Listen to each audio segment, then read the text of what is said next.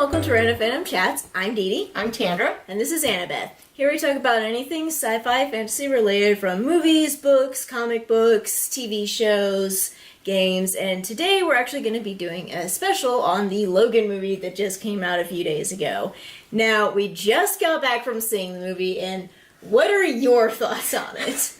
Well, there's always first impressions. Baby. It was definitely not one of my favorite X-Men movies. It had some good points, and it had some bad points. Now, we do need to mention that there's going to be spoilers throughout this. Very heavy spoilers. So if you don't like spoilers and you haven't seen the movie yet, you probably should wait to watch this. We're definitely going to give away the ending, because we got to talk about the ending. We got to talk about quite a few things, so we definitely need to do that, so we wanted to warn you of that. So what were your first impressions of the movie when it was all said and done?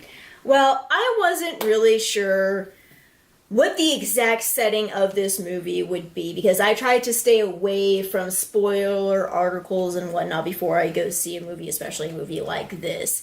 I know that they drew some inspiration from the Old Man Logan comic that they did, and I know that that takes place in the near future, and it's almost like a post-apocalyptic type world. It's a lot more dreary and desolate than what was presented in the movie. So I was expecting it to be a lot more desolate and a lot more, post-apocalyptic type. Although there was several scenes in the movie that had a lot of rain and all, it almost reminded me of Blade Runner for a short while. I mean, it got over that, but there was a time period where, like, several scenes, he was in a lot of rain. Now, I was very excited for the movie because X-23 is probably one of my most favorite characters in Marvel Comics, and it was interesting that they decided to put her in the movie and, bring her into Hugh Jackman's final portrayal of Logan. Well, and honestly, I thought the actress did an excellent job. Definitely. I mean, that was one of the high points of the movie for sure. She's definitely a very intense actress, and she's still a kid. And she played the part exceptionally well, and so that part of the movie I thought was really good. I will say that on the note of her, I was a little bit disappointed in X-Men Apocalypse. They did a post-credit scene where they showed the Weapon X program being cleaned up, and they showed them taking Logan's genetic material, and it showed a briefcase for Essex Corp, which is in the comics. I won't get into that. But they didn't decide to tie that in with her origin. Necessarily, they didn't call it Essex Corp or anything. So I was a little bit disappointed on that. I thought that tying that into that scene would have made the movie seem closer together and have the movie seem a little bit more interwoven. So I was kind of disappointed in that. I wasn't upset that they decided to take her origin a little bit differently, because in her origin in the comic books, she wasn't part of a program with other children. They were just trying to specifically revive Logan's Weapon X program, and they were just trying to clone him. I didn't really mind that so much, because it kind of gave you the impression that there's going to be a new generation of X-Men with other children being part of the program. Yeah, because you get the idea in the movie that somehow almost all the mutants have been destroyed in some way. Yes. Either hunted down or possibly some of them killed or destroyed by Professor X, maybe? Yes, and that was another thing that I didn't really like. In one scene, they start talking about how he's remembering what happened in Westchester, and they're alluding to the idea that Professor X is responsible for the X-Men being dead. But they don't conclude that. They don't go into any more detail on that. And I was kind of disappointed. It's like, why are you bringing up this thing unless you're going to elaborate on it more? Right, and I don't know if there was more scenes that were filmed that ended up not in the final cut, or if there was other things. I mean, because in the movie, if you're not aware, Professor X has kind of got sort of dementia or Alzheimer's or something. He has seizures. That is kind of really messing with his powers and really harming people. That they're trying to keep in check. I'm not even sure what drug they're using to do that with. Yeah, somehow they're suppressing his powers. It with injections and with pills. But he's almost kind of gone off his nut, in a lot of ways. But he's definitely got some signs of Alzheimer's or dementia that show up, but he's still clear-headed in a lot of the movie, so it's you know, it's early stages. But one of the things I did not like about the movie, but it wasn't that it was not necessary, but it was extremely violent. Yes. Now, the violence was toned down enough that it wasn't super gory. Like, you didn't see brain splattering everywhere and things like that. It could have been a lot worse. It could have been. It's just about 90% of the movie was somebody getting hacked up or their head taken off or stabbed in the chest or something, because Wolverine and X-23 is fighting throughout most of the movie to get away, and they are killing dozens of people. And when they're not killing people, the people that are chasing them are killing people. And so there's a huge portion of the movie that's exceptionally violent, and it was almost disconcerting to see so much violence. Like I said, it wasn't like it made sense in the movie. It wasn't like it was just and gratuitous you really violence. had to expect it going in with it being an R-rated movie about Wolverine, who is a very violent character. It's just every once in a while, it's like, it's slapped you in the face. It's like, oh my God, there's more violence. You know, it just kind of really hits you. And that was one part of the movie that probably made me not like it as much as I would have liked. They did sprinkle it a lot with humor, which did help its execution, I think, a lot. They could have just made it 100% really dark and abysmal and whatnot, and they did sprinkle quite a bit. There was a lot of just small little tiny things that would make you chuckle or smile or you know, just a lot of little things throughout the whole movie sprinkled throughout that, you know, you would kind of laugh at. So it kind of kept a lot of the emotional stuff in check. And so when things that were really going down really bad, you didn't sit there and really feel it in your gut. At least most of the time. Most of the time. And that's good, because I think if without that, we would have been just an emotional mess by the end of the movie. I think, you know, we would have been, oh my gosh. Speaking of emotional messes, here's the biggest spoiler for the ending of the movie. What did you think about them actually killing Logan at the end? Well, I didn't necessarily expect it going into the movie that it would happen. I had a suspicion. I didn't really expect it until close to the time it was going to happen, and then it made sense. It was nice that he had a nice heroic ending. It makes sense that Hugh Jackman probably doesn't want to play the role anymore, which...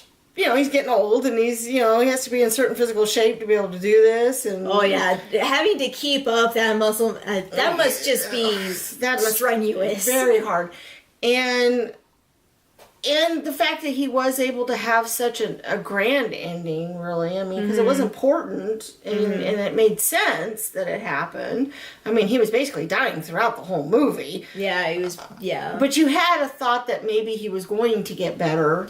I thought that he was either going to die, or maybe he was actually going to be able to take Laura and get her to safety. Well, and that was the one part that I think both of us agree on, that at the end, it was sad that we didn't actually see them make their final goal. Right, we didn't actually see them somewhere safe. We just saw them kind of going off into the sunset, and I really expected there to at least be a mid-credit scene where they show them showing up at a safe house or with another mutant or somebody to help protect them. And so I was felt a little bit cheated that I didn't get to see that. It wasn't as satisfying an ending, because they're basically walking away from his grave, and they're just walking away, and you don't know how much farther they have to go. You don't know, once they get across the border, how far they have to go to get to where they're going. You're not sure who's going to be there when they get there. And you're not even sure if there is a goal to get to, because the goal to get to is actually in the United States, and they got to that. And now it's just, we have to get to Canada. Yeah, we have to get across, so you're not even sure there's a place there that they're planning on going. I would have liked to see, like, maybe a sort of recognizable X-Men character that they never talked about, but that actually made it. They survived, and they're in Canada, and they come across the children and have, like, a little safe house with them. I really would have liked something like that. It just felt a little unconcluded at the end. I thought so. Of course, maybe that was their intention. Maybe leaving it open to another movie. Maybe, and maybe they just thought it was more poignant. You know, walking away from his grave and being. I mean, maybe they just thought that was a nice way to homage and end it. You know, because she does take the cross and turn it over into an X and above his grave. That was a nice touch. Yeah, I do too. And so maybe that's maybe that, to them, maybe that was satisfying ending. Maybe that was the fulfilling part. But to us, maybe it wasn't satisfying to me. Yeah, because the whole journey was to get her to safety, basically. And I have all these other kids, and it's just like the oldest one was probably like 14 maybe. Yeah, 15, 16 tops. And it's just like, I want to see the kids make it to safety. Yeah, okay, because there was no adults with them at all, other than Logan. And so it would have been nice to have seen them gotten, somewhere where there was relatively safe. Yeah. So that definitely, maybe that's why I felt not as satisfied at the end. Maybe that was the big reason why. Yeah. And there was just kind of like I was saying with the whole Professor X storyline thing. There were just some very minor things that just kind of felt unconcluded and kind of just open-ended, and like, why did you bring that into the movie if you weren't going to do more with it or tie it off, since this was a very final movie in a lot of ways. Right, it's a beginning movie for her, ending movie for, Professor X and Logan and most of the other mutants at this point. Because it looks like it's supposed to be set in the future, but not too crazy far in the future. Near future, because Professor X is still alive. I mean, he's very, very old by this point. And it looks like there's some stuff going on, like on the roads, there's semis without like cabs on them, so that's just a little bit odd, but everything else. Another thing I noticed throughout the movie is they're supposed to be going from Mexico to North Dakota, and throughout the whole midsection of the movie, it looks like they're in Indiana. Right, it's like, that's a lot of corn. It's like, that's the way Wyoming and Colorado and other places you'd probably be traveling through to get to North Dakota or whatever. That's not the way they look. Yeah. And so that was a little odd, I thought, but whatever. Maybe they took the scenic route. Take the long way around. I don't know. So that kind of struck me too throughout the whole movie. That kind of threw me off. I'm like, why do they look like they're in the Midwest? Because that's not the way these other states look. They don't look like that. Yeah, well.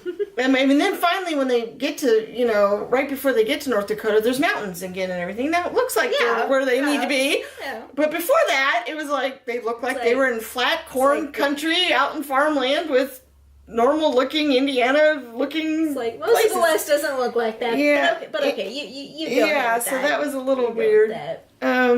But yeah, all in all, I mean, it's probably if you like. It's definitely worth seeing, and for a Wolverine movie, it is definitely the best compared to, Wolverine Origins and The Wolverine, because those are just not very good movies. So maybe that's not saying a lot, but it's definitely a lot better than those two movies. Like you said, not my favorite X-Men movie by far. But good kudos to Patrick Stewart and Hugh Jackman. I thought they gave great performances, as well as, I don't remember the actress's name that played X-23 or Laura. I didn't actually get her name at the end.